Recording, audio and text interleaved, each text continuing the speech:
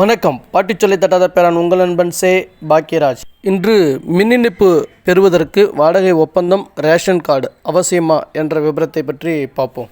சென்னை செய்தித்தாளில் வந்தது. சென்னை ஏப்ரல் 13 மின் இணைப்பு பெறுவதற்கு வாடகை ஒப்பந்தம் மற்றும் ரேஷன் கார்டு அவசியம் என தமிழக மின்சார வாரியம் நிபந்தனை விதித்துள்ளது.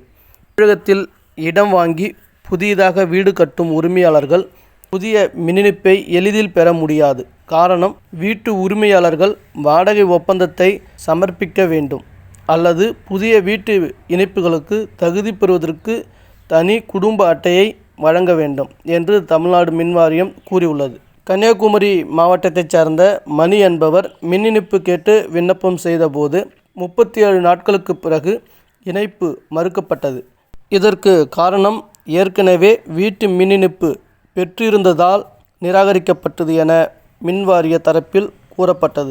இதற்கு எதிர்ப்பு தெரிவித்து தமிழ்நாடு மின் வாரிய தீர்ப்பாயத்தில் மின் இணைப்பு தொடர்பாக மேல்முறையீடு மனு தாக்கல் செய்தார்.